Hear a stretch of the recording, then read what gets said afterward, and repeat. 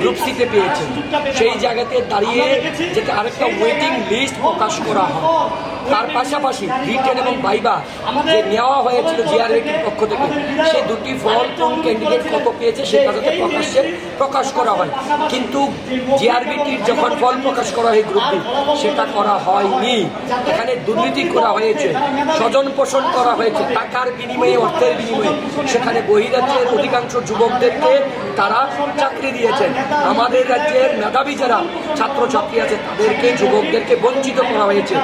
এর দাবিতে প্রতিবাদ জানিয়ে আজ যুব কংগ্রেসের সভাপতির নেতৃত্বে যুব কংগ্রেসের প্রতিনিধিরা আমরা জিআরবিটির অফিসের সামনে আসি। কিন্তু এর আগে জিআরবিটির যারা ক্যান্ডিডেট ছিলেন তারা এসেছিলেন জিআরবিটির ডাইরেক্টরের সঙ্গে দেখা করতে, কিন্তু কি হলো জিআরবিটির ডাইরেক্টর তাদের সাথে কথা না বলে তাদের সঙ্গে দুর্ব্যবহার করেছে। কেন? এই ক্যান্ডিডেটটা চেয়েছিল এর সঙ্গে দুর্ব্যবহার করেছে। আমরা যখন এখানে আসি 80% হ্যান্ডিক্যাপ একটি জনজাতি গোষ্ঠীর একটি ছেলে বিশ্রামগঞ্জের তার বাড়ি, সে বলছে যে আমাকে দেওয়া হয়নি। কেন তাকে দেওয়া হয়নি? কেন বঞ্চিত?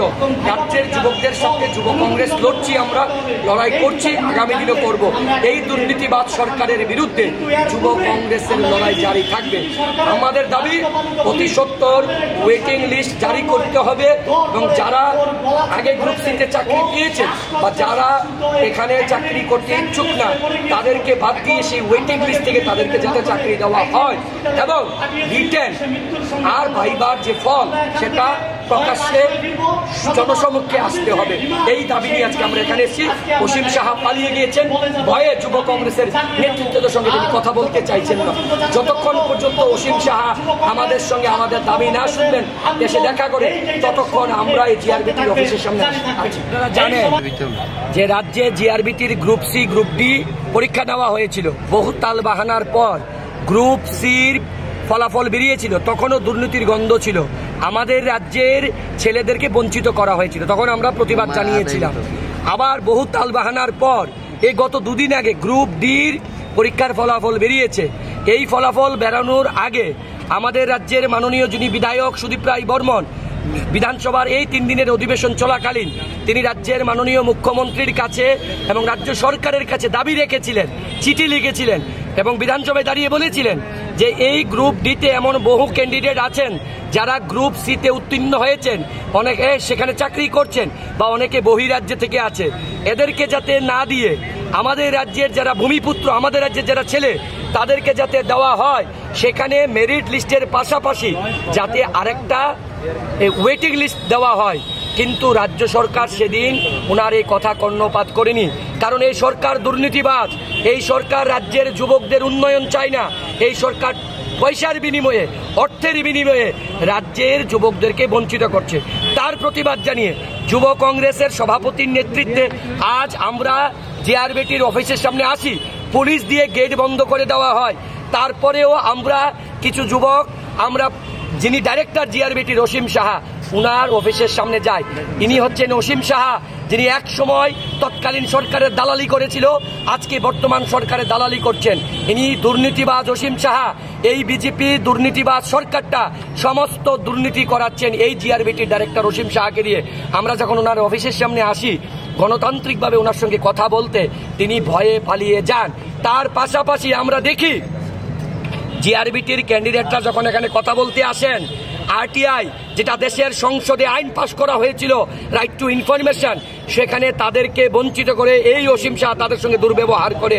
আজকে যখন আমরা এখানে আসি, এই ভিতরে যাওয়ার পর আপনারা আসলে দেখবেন একটি ছেলে যারা যে জনজাতি গোষ্ঠীর ট্রাইব এসটি সম্প্রদায়ের, সে 80% 80% সে ছিল ফিজিক্যাল হ্যান্ডিক্যাপ, তাকে পর্যন্ত বঞ্চিত করা হয়েছে। এই সরকার চাইছে কি? তার প্রতিবাদ জানিয়ে আজকে আমরা এখানে আসছি।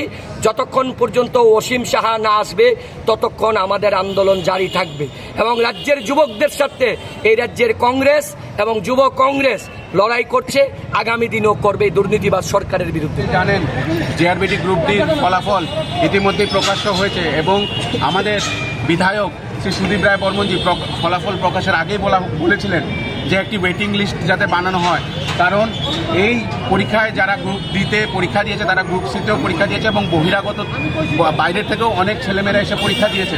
তাদের মধ্যে আমরা যদি কমিয়েও ধরি 900 থেকে 950 লোক এই পরীক্ষা এই চাকরিতে নিজেদেরকে এনরোলমেন্ট করাবেন না। তো যেই 900 950 গ্যাপ আবার হবে, সেই গ্যাপটা যাতে সেই ওয়েটিং লিস্ট থেকে সেই মেরিট লিস্ট থেকে নিয়ে আসা হয়, তাই আমরা আজকে এই আন্দোলন করেছিলাম। এবং আমরা এটাও বলেছিলাম যে মৌখিক পরীক্ষা, যে পরীক্ষাটি মৌখিক হয়েছিল এবং ভাইবার যে রেজাল্ট, প্রত্যেকটি স্টুডেন্টের যাতে রেজাল্টগুলোকে আউট করে দেওয়া হয়, কারণ আমরা জানি যে এই পরীক্ষায় যুবকদের সঙ্গে ন্যায্য বিচার হয়নি। যুবকদের সঙ্গে যারা পয়সা দিয়েছে তারাই এই চাকরি পেয়েছে এবং তার প্রতিবাদে আজ প্রদেশ যুব কংগ্রেস ময়দানে নেমেছে। এবং আমরা দেখেছি, আমরা ঢোকার সাথে সাথে এখানের এক অফিসার, আমাদের এক যুব কংগ্রেসের ছেলে, তার শরীর খারাপ হয়ে গেছিল, সে বেরানোর চেষ্টা করছিল, তাকে কলার ধরে ধাক্কাধাক্কি করেছে, তার অবস্থা খুবই খারাপ, সে এখন হাসপাতালে তাকে নিয়ে যাওয়া হয়েছে।